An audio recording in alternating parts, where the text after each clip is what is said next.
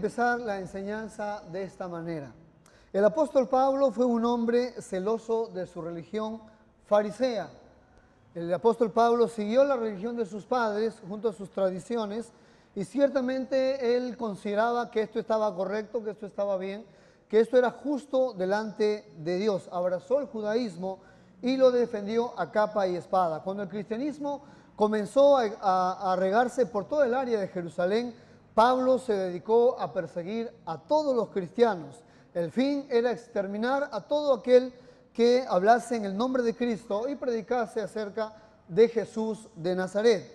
La historia cuenta que Pablo asolaba la iglesia y tomaba a hombres y mujeres y los metía en la cárcel, los golpeaba, los maltrataba y termina algunos de ellos, o a muchos de ellos asesinándolos. En su testimonio, cuando Pablo ya se convierte a Cristo, en su testimonio él va a decir que él es injuriador y que también él es perseguidor de la iglesia. Y esto es parte de lo que fue Saulo de Tarso en ese tiempo. Sin embargo, tiempo después nosotros encontramos a Pablo que odiaba el nombre de Cristo, que despreciaba a Jesús de Nazaret y a los cristianos que creían justamente en el Señor. Y Pablo llegó a decir lo siguiente del camino que tanto aborrecía, del camino que tanto detestaba, tanto perseguía y de la gente que tanto maltrataba. Él dijo, porque no me avergüenzo del Evangelio, porque es poder de Dios para salvación a todo aquel que cree. A una iglesia que tenía cierto conocimiento intelectual y que no consideraba un romano, como un griego también, que un Dios pudiera morir. Y sin embargo, cuando Pablo predicó acerca de este Dios que ha muerto y ha resucitado de los muertos, esto para los romanos era despreciarlos, era una burla, era algo que no podían concebir. En medio del desprecio que tenía este evangelio nuestro, el apóstol Pablo dijo, no importa, yo no me avergüenzo del evangelio porque es poder de Dios para salvación a todo aquel que cree. Para Pablo el evangelio se convirtió en el motivo principal de su existencia. En sus primeras palabras en el libro de Romanos, capítulo 1, verso 1, él dijo, Pablo, yo soy Pablo, siervo de Jesucristo, llamado a ser apóstol, apartado para el evangelio de Dios. Entonces, el propósito principal del apóstol Pablo fue el evangelio. Y vemos que él en algún momento de su vida y de su historia dijo algo muy hermoso, pero muy hermoso, acerca de justamente lo que para él considera su propósito de existencia. Él dijo así, pero de ninguna cosa hago caso, ni estimo preciosa mi vida para mí mismo, con tal de que acabe mi carrera con gozo y el ministerio que recibí del Señor Jesús para dar testimonio del Evangelio de la gracia de Dios. Pablo llevaba el Evangelio incrustado en su espíritu. De las muchas cualidades que puede tener el apóstol Pablo, y podemos destacar muchas de ellas, una de ellas es la entrega que él tenía para con el Evangelio. A todas las personas les predicaba, les mostró a cientos de miles acerca del Evangelio en diferentes lugares, sin rendirse, sin detenerse, ni por el mismo hecho o riesgo de que su vida pueda estar en peligro. No le importaba nada de esto. Uno esperaría que todo lo que el apóstol Pablo sufrió y fue perseguido y maltratado, y esto de repente nos podría haber llevado a pensar que más adelante encontramos a Pablo medio frío, medio ajeno al Evangelio, porque bueno, tantas cosas y tantos daños le han hecho. A veces nosotros cuando se trata de nuestra fe, alguien se burla, nos persiguen, nos desprecian, nos podemos sentir un poco apocados y por ahí que bajamos un poco la guardia. Pero Pablo no. Pablo, su vivir era el Evangelio.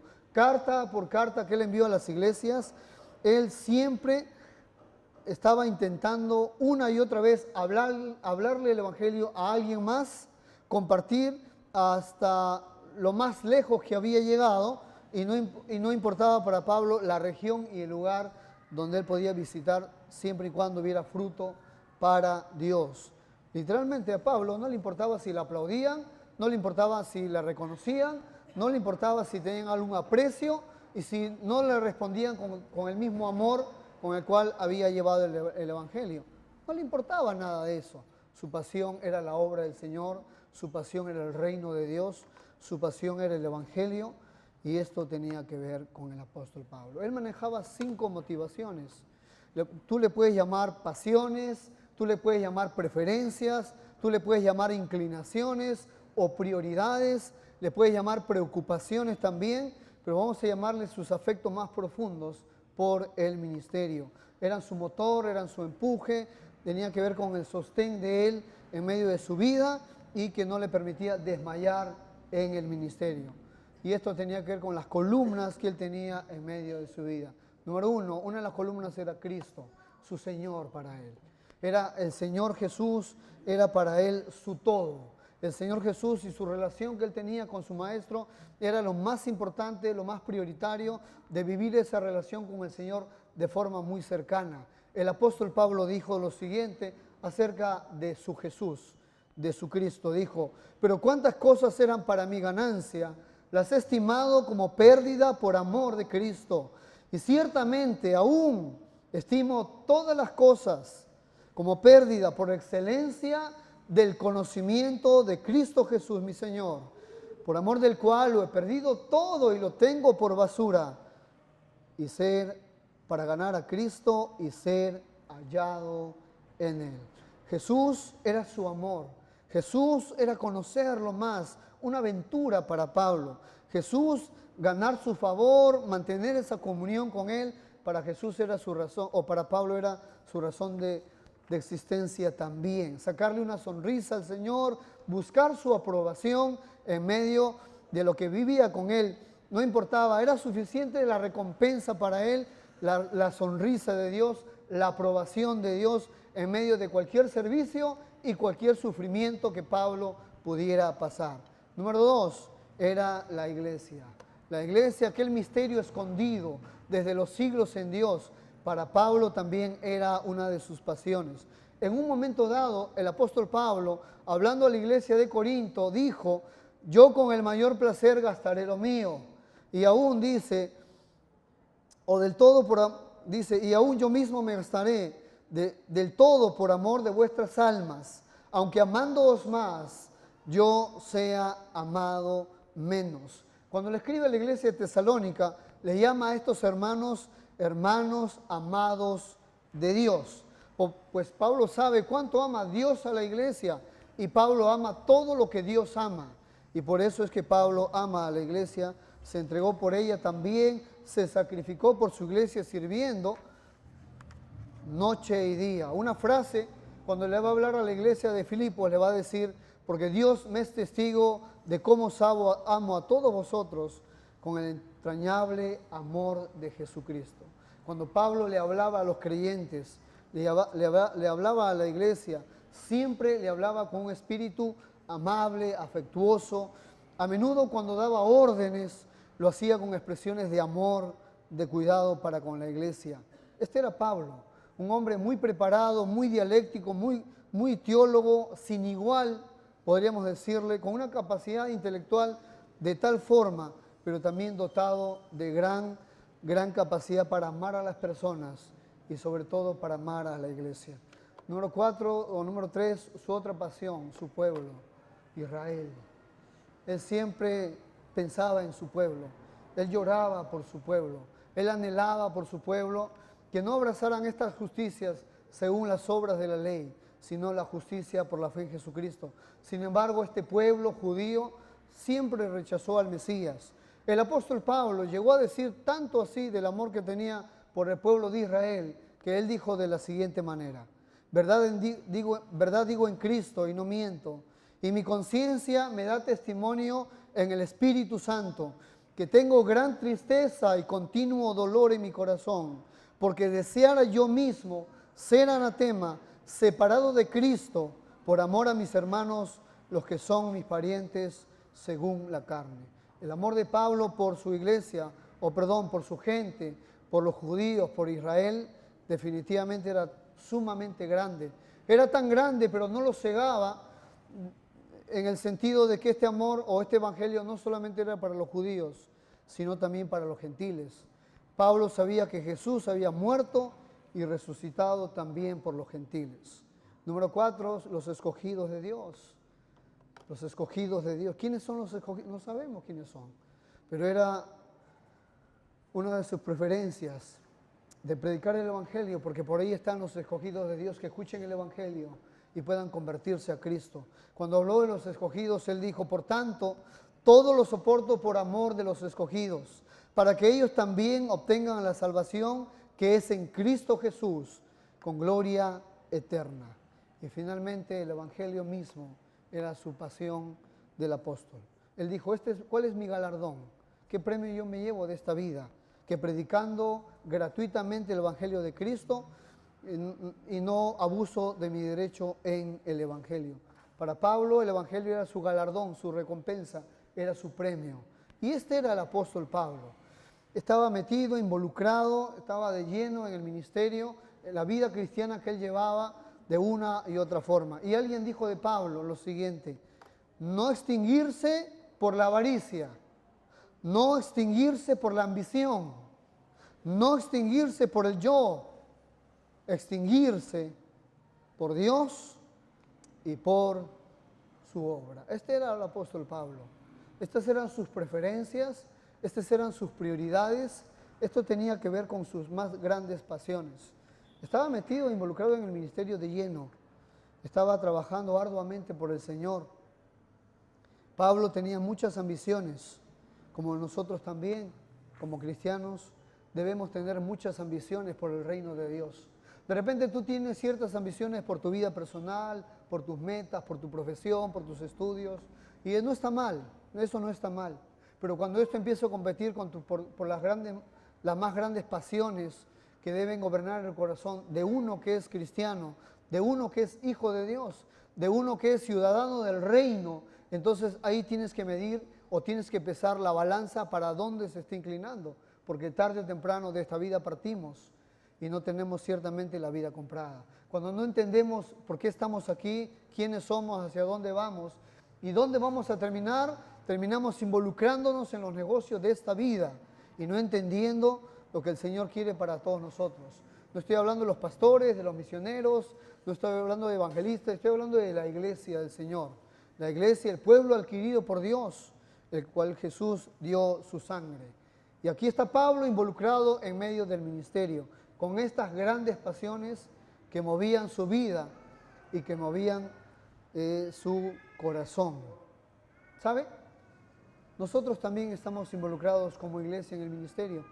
Están sucediendo algunas cosas en las noches, estos domingos de evangelismo, y me gustaría compartir algunas cosas que están pasando ahí. Y aunque no se va a notar con mucha claridad porque hay muchas imágenes que poner, hay gente que en las noches se está convirtiendo a Cristo. Hay gente que en las noches está respondiendo al Evangelio.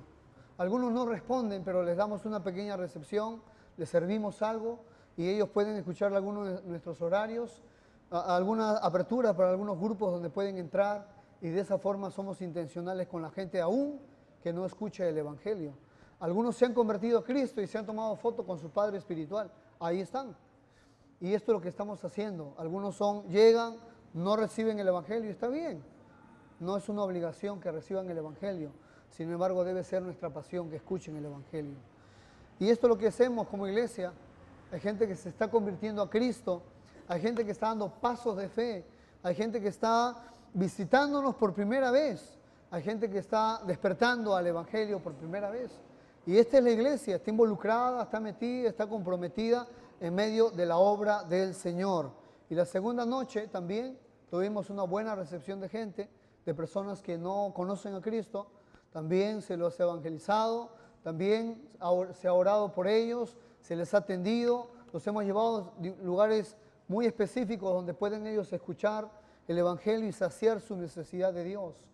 Y esto tiene que ver con el trabajo que la iglesia desarrolla, se desenvuelve.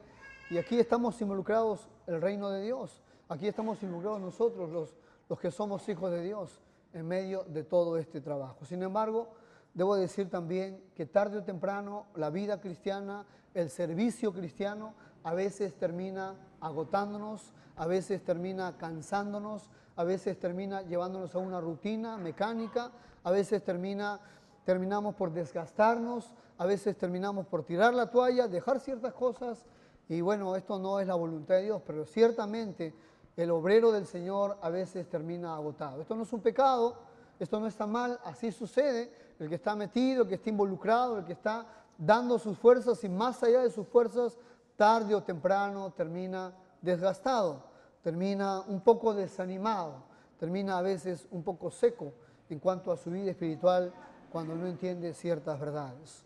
Quiero hablarle a ese cristiano que se siente de esa forma, que se siente de esa manera, que está luchando, que es un compañero de milicias, que está metido en la obra del Señor, pero ahora se encuentra o se siente ciertamente un poco desgastado. Y el apóstol Pablo sabía muy bien lo que es la obra del Señor, y lo sabía también su hijo Timoteo. Y le va a hablar a Timoteo, el apóstol Pablo, de grandes verdades que hoy necesitamos escuchar, al menos nosotros, para sacar algunas pinceladas de unas verdades, de algunas verdades para nosotros. Así que quiero que me acompañe a segunda de Timoteo, capítulo 2, de segunda de Timoteo, capítulo 2, versos del 1 al 10. Quiero hablar al cristiano que está cansado, que está agotado. Quiero hablar al cristiano que está sin fuerzas, que está a punto de tirar la toalla. Quiero hablarle al cristiano que está seco espiritualmente, que no ha entendido ciertas verdades y que se está perdiendo la fiesta que Cristo nos da, porque Él es nuestra Pascua, dijo el apóstol Pablo. Así que quiero que me acompañe a segunda de Timoteo, capítulo 2. Segunda de Timoteo, capítulo 2, versos del 1 al 10. Segunda de Timoteo, capítulo 2, versos del 1 al 10. Si esto no es contigo, tranquilo, porque tarde o temprano llegará esto y necesitamos entender esta verdad. Segunda de Timoteo, capítulo 2, del 1 al 10, dice así. Tú pues, hijo mío, esfuérzate en la gracia que es en Cristo Jesús. Lo que has oído de mí ante muchos testigos, esto encarga a hombres fieles, que sean idóneos para enseñar también a otros. Tú pues, sufre penalidades como buen soldado de Jesucristo. Ninguno que milita se enreda en los negocios de la vida, a fin de agradar a aquel que lo tomó por soldado. Y también el que lucha como atleta no es coronado si no lucha legítimamente. El labrador, para participar de los frutos, debe trabajar primero. Considera lo que digo y el Señor te dé entendimiento en todo. Acuérdate de Jesucristo, del linaje de David, resucitado de los muertos conforme a mi evangelio, en el cual sufro penalidades, hasta prisiones a modo de malhechor, mas la palabra de Dios no está presa. Por tanto, todo lo soporto por amor de los escogidos, para que ellos también obtengan la salvación que es en Cristo Jesús, con gloria eterna. En esta pequeña porción, el apóstol Pablo le está hablando a su hijo amado, a su hijo espiritual, Timoteo, que está a cargo de una congregación, está pastoreando un lugar, ciertamente es muy joven todavía, y está metido en medio de ciertos problemas del ministerio, cierto agotamiento también, y también en medio de un espíritu un poco apocado por la gente en la cual él está pastoreando, pues es joven. Y en el verso 1 el apóstol Pablo le dice a Timoteo, tú pues, hijo mío, esfuérzate en la gracia que es en Cristo Jesús. Pareciera que está diciendo, hijo mío, pon empeño, pon más esfuerzo, pone ganas, esfuérzate. Pero un momento, no saquemos las conclusiones de forma muy apresurada, porque la palabra esfuérzate no tiene que ver tanto en este caso con empeño, no tiene que ver con ponerle ganas. La palabra esfuérzate en el original tiene que ver con fortalécete con nueva fuerza. Tiene que ver recibe fuerzas una vez más. Tiene que ver con aumenta tu fuerza. Tiene que ver con me lleno de poder, me fortalezco en su fuerza, aumento, me hago fuerte en él, recibo nuevas fuerzas de él. O una mejor traducción dice, fortalécete en la gracia de Dios. Así que el apóstol Pablo le está diciendo a su hijo Timoteo, fortalécete en la gracia de Dios, vuelve a tu fuente de poder. Tienes que revestirte de poder diariamente. Tienes que fortalecerte con su poder todos los días. Necesitas nuevas fuerzas. Fortalécete en Él. ¿Te cansas? ¿Te agotas? ¿Te desanimas? Esto sucede, esto ocurre en el ministerio, esto ocurre en la vida cristiana, cuando no entendemos de nuestra fuente de poder. Tienes que energizarte una vez más en el Señor. Oiga, la vida cristiana es así. Hay embates, hay aflicciones, hay situaciones, hay malas noticias, hay ciertas desgracias. Uno vuelve a caer, se vuelve a levantar. Diferentes embates de la vida en la vida cristiana. Y uno, si no entiende este pequeño secreto bíblico, si no entiende este pequeño paso, consejo bíblico de todos aquellos, no solamente que están sirviendo en el ministerio, sino que están medio cansados, medio secos espirituales, que están medio apáticos en cuanto a su vida, en cuanto a levantarse, en cuanto a hacer las cosas porque, bueno, lo tengo que hacer, no hay quien lo haga. O porque ya lo haces en obligación, sin ese deseo, ese disfrute, esa pasión de servir a tu Cristo. Necesitas volver a la fuente de vida, necesitas volver a la fuente de poder, necesitas energizarte una vez más en tu Señor. Es como cuando haces algún deporte y desgastas fuerzas físicas y estás muy cansado y has sudado y lo único que quieres es una botella de agua fresca para que puedas energizarte un poco más, para que nuevamente te puedas volver a refrescar. Necesitas, no solamente hoy día, este es un consejo que se tiene que usar todos los días, diariamente, vez tras vez. El cristiano que vive de domingos, solamente de domingo, es un cristiano que tarde o temprano va a experimentar sequedad, va a experimentar ciertamente que esto no tiene sentido, no hay razón de ser, porque no renueva sus fuerzas en el Señor. El apóstol Pablo le dijo a Timoteo, esfuérzate en la gracia que es en Cristo Jesús, renuévate en la gracia, revístete de la gracia, fortalécete en la gracia. Y note qué interesante que dice también la gracia. Y usted y yo entendemos que la gracia es el don merecido, el favor de Dios, el don gratuito de la salvación. Pero no solamente eso es la gracia de Dios. Cuando uno va estudiando la Biblia, se va a dar cuenta que ese no es el único o la única definición de la gracia. Ahora en Cristo también la gracia tiene que ver con la influencia divina en nuestro corazón que cada día o diariamente vamos experimentando de Él. Diariamente nos ponemos en una posición donde somos influenciados por Él.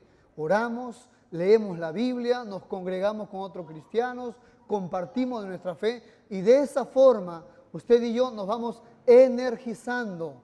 Y esto tiene que ver con su gracia, la influencia divina sobre el corazón y que esto se va a mostrar y se va a reflejar en la vida diaria.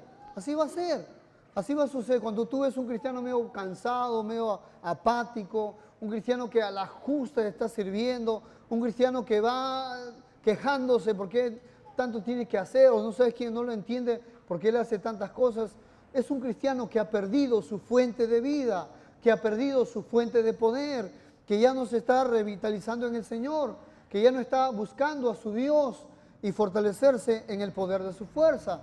El apóstol Pablo lo dijo en Efesios capítulo 6, verso 10. Dijo, por lo demás, hermanos míos, fortalecerse en el Señor y en el poder de su fuerza.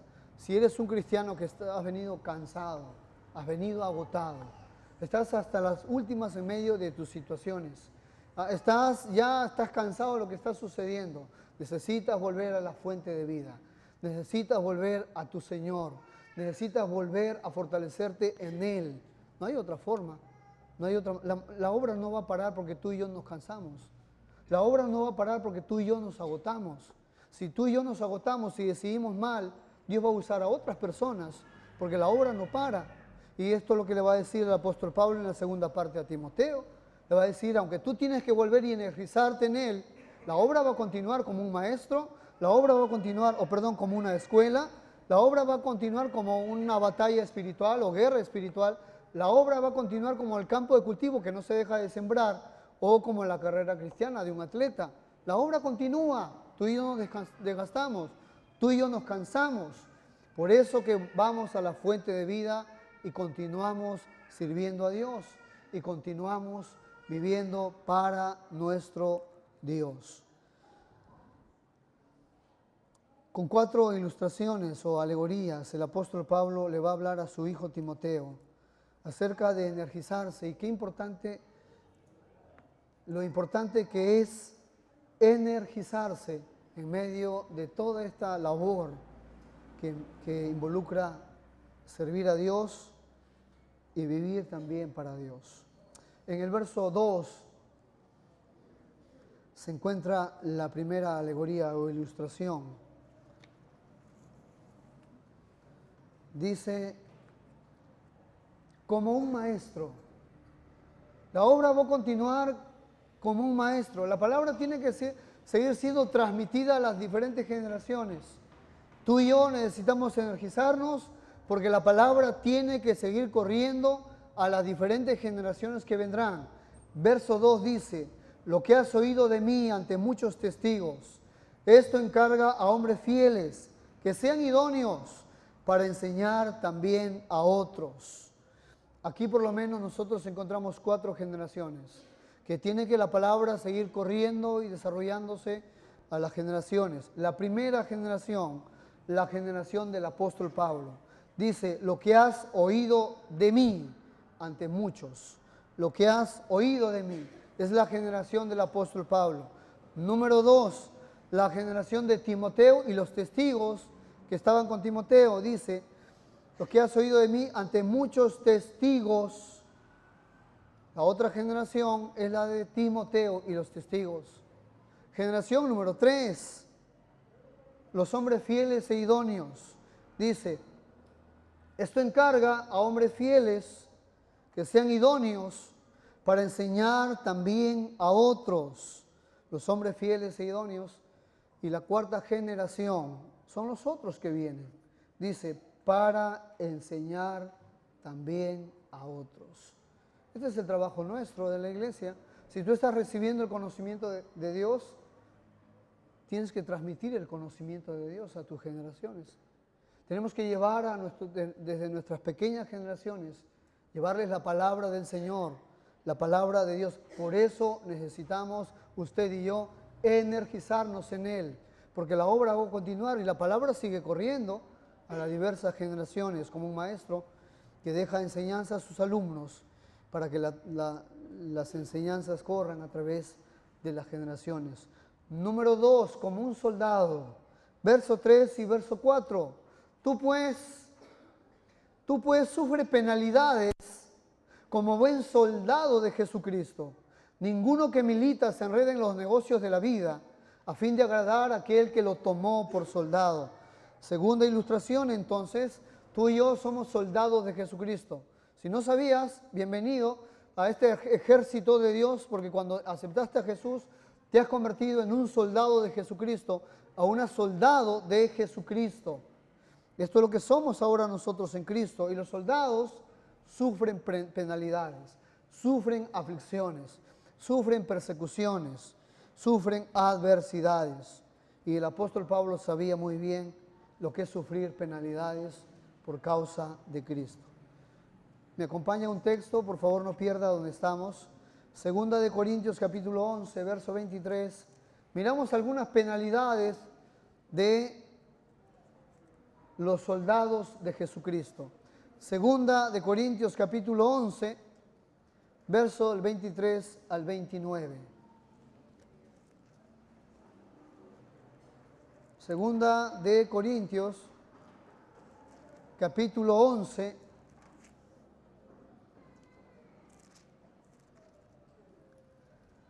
versos del 23 al 29. Dice así: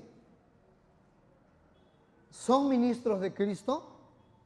Como si estuviera loco hablo, yo más, en trabajos más abundante, en azotes sin número, en cárceles más, en peligros de muerte muchas veces. De los judíos 5 veces he recibido 40 azotes menos uno.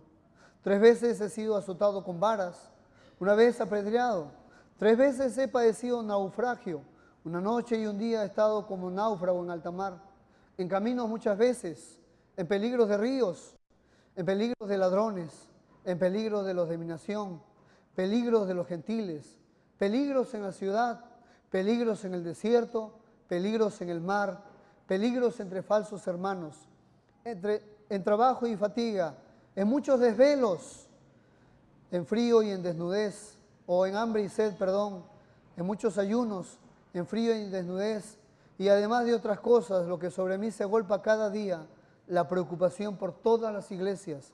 ¿Quién enferma y yo no enfermo? ¿A quién se le hace tropezar y yo no me indigno? Volvemos a 2 de Timoteo, capítulo 2. Este es el soldado, y el soldado padece aflicciones, sufre penalidades. Y si en estos momentos estás sufriendo penalidades, esto tiene que ver con que eres un soldado de Jesucristo. Eres un soldado y el soldado sufre estas penalidades. Por eso tienes que energizarte en el Señor. Por eso tienes que fortalecerte en el poder de su fuerza. Verso 4 dice, ninguno que milita se enreda en los negocios de la vida a fin de agradar a aquel que lo tomó por soldado. No estoy diciendo que no tengas que atender tus hechos cotidianos, tus alimentos básicos, tus asuntos de la vida diaria, de ninguna forma. Pero esto no puede tomar una mayor prioridad. No tiene que ser tu sueño anhelado, tener tu casa propia, tener tus bienes, tener mucho dinero, etcétera, etcétera, y una gran comodidad. Y esto va a pesar en la balanza y vas a tener graves problemas como soldado de Jesucristo. Ninguno que milita se enrede en los negocios de la vida para agradar a aquel que nos tomó por soldados. Y tienes que medir eso muy bien. Número 3, como un atleta. Como un atleta. Dice en el verso 5, y también el que lucha como atleta no es coronado, sino lucha legítimamente. El cristiano, el soldado, el maestro, se convierte también en un atleta. La vida cristiana también se transforma en una carrera de atletismo, donde tú y yo necesitamos correr, pero correr con toda honestidad. Porque en el verso dice, también el que lucha como atleta no es coronado, sino lucha legítimamente. Si tú eres cristiano, tienes que correr esta carrera de forma honesta, de forma íntegra, sin doblez en tu corazón, para que puedas obtener el premio. La carrera tiene que ver con las metas, objetivos y desafíos que hay en medio del ministerio, de la obra. Y también el ministerio se convierte en una carrera donde hay planes, metas y propósitos que alcanzar. Necesitas correr legítimamente. Y para que corras legítimamente necesitamos 2 cosas. 1, tienes que correr de acuerdo a las reglas de la carrera. Si no, vas a ser descalificado. Si no estás corriendo la vida cristiana de acuerdo a las palabras de Dios, tarde o temprano vas a ser descalificado. En la carrera también tienen sus requisitos, sus normas. Y si una persona no cumplía los requisitos de la carrera, los sacaban y terminaba siendo descalificado. Y lo segundo, necesitas disciplina para esta carrera. Por eso necesitas energizarte en el Señor. Por eso necesitas renovar nuevas fuerzas en Él. Por eso necesitas volver a tu relación con Dios, a volver a renovarte, a refrescarte en Él, a beber nuevas fuerzas del Señor. Y número 4, como un agricultor. Verso 6 dice, el labrador, para participar de los frutos, debe trabajar primero. Y ahí está el campesino, y el campesino ha salido el sol increíble, un sol de verano, como los últimos veranos que hemos tenido. Y ahí está el campesino en medio del campo, y está haciendo todo el trabajo que hace un labrador o que hace un agricultor. En medio de ese sol que está golpeando con gran fuerza en la piel de ese campesino, él tiene que preparar la tierra.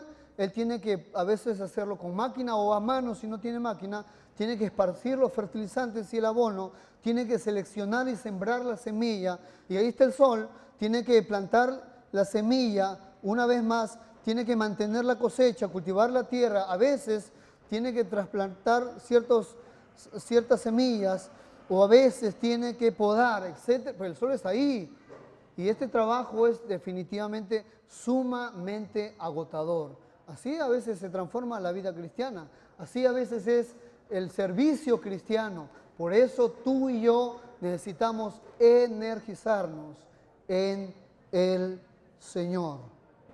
Necesitas diariamente beber de su gracia. Necesitas diariamente beber de su poder. Beber de su poder todos los días. De sus fuerzas, de sus energías. Necesitas depender de tu Señor para seguir en la obra, para seguir en la carrera, para seguir en el campo, para seguir en la escuela, para seguir en medio de esta guerra espiritual. El apóstol Pablo a Timoteo le dice, quiero que sepas dos cosas. Lo primero, espero que consideres lo que te estoy diciendo y estoy orando por ti para que tengas entendimiento en todo. Verso 7 dice, considera lo que digo, ten en cuenta lo que digo y el Señor te dé entendimiento en todo. Para que entiendas, Timoteo, que a veces el ministerio cristiano termina siendo una guerra con todas sus luchas, termina siendo una carrera con todos sus desafíos y termina siendo un trabajo de campo, con todo, pero todo su esfuerzo y con todo su sudor. Esto es. Si tú estás en el ministerio, si tú estás sirviéndole a Dios, si estás sirviéndole con estas pequeñas fuerzas que te faltan, que te quedan, necesitas volver a tu Señor a energizarte. Si tú estás haciendo las cosas de costumbre, si estás haciendo las cosas porque tienes que hacerlo y no hay quien más lo haga, necesitas volver a energizarte en tu Señor.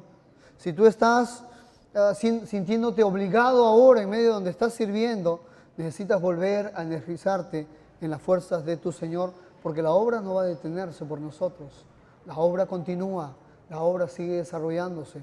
Y si tú eres un cristiano que está cansado, que está abatido, eres un cristiano que ya no tiene fuerzas, necesitas venir a tu Señor, necesitas venir a la fuente de vida, necesitas volver a tu Dios, necesitas una vez más energizarte en el poder de su fuerza. Así que no lo sé. Pero cada uno de nosotros sabe cómo se encuentra, sabe cómo está y sabe las decisiones que necesitamos tomar. Amén. ¿Qué le parece si oramos a Dios? Ahí donde estás, donde te encuentras,